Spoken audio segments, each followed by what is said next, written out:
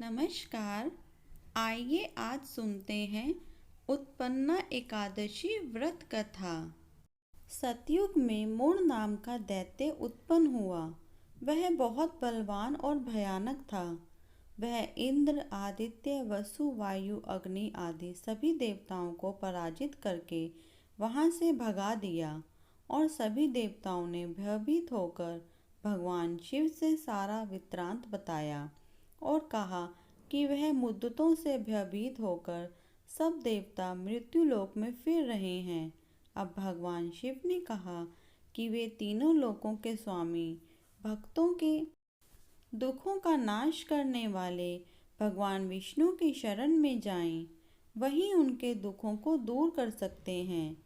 ऐसे वचन सुनकर सभी देवता क्षीर सागर में पहुँचे।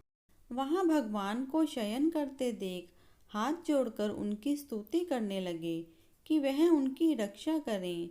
दैत्यों से सभी भयभीत होकर यह सब उनकी शरण में आए हैं। वह इस संसार के कर्ता, माता पिता, उत्पत्ति, पालन करता और संहार करने वाले हैं। सबको शांति प्रदान करने वाले हैं।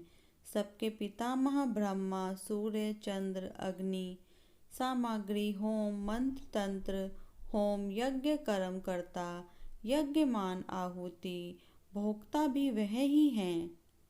दैत्यों ने उनको जीत कर स्वर्ग से भ्रष्ट कर दिया है और वह सब देवता इधर उधर भागे भागे फिर रहे हैं।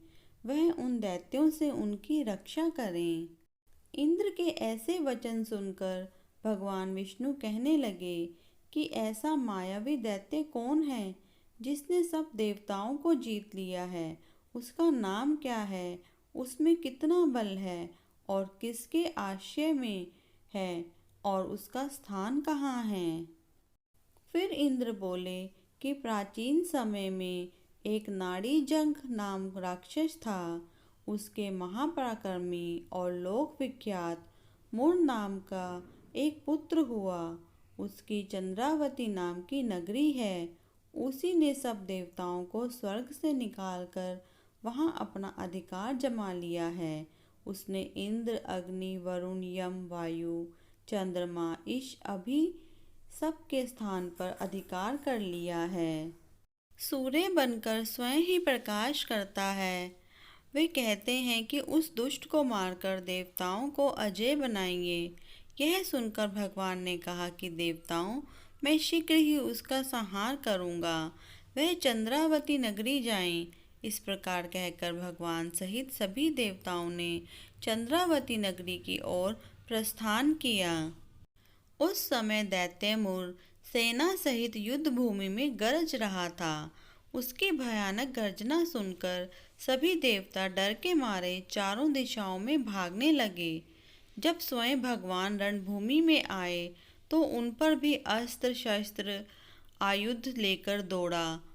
भगवान ने उन्हें सर्प के समान अपने बाणों से बांध डाला।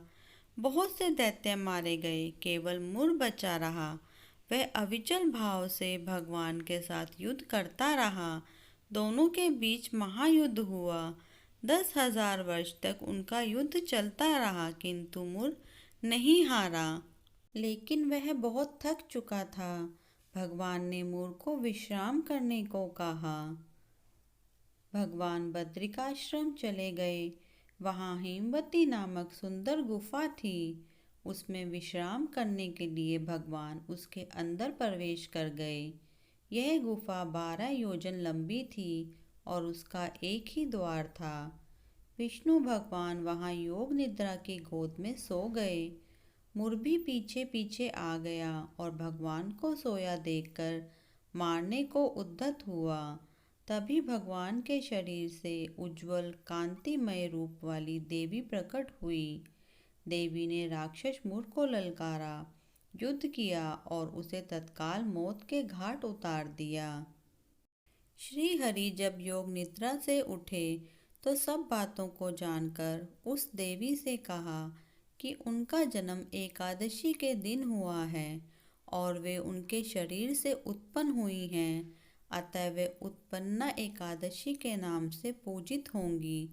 जिस दिन वह प्रकट हुई वह मार्गशीर्ष मास की एकादशी का दिन था। प्लीज़ हमारे चैनल को लाइक शेयर एंड सब्सक्राइब करें। धन्यवाद।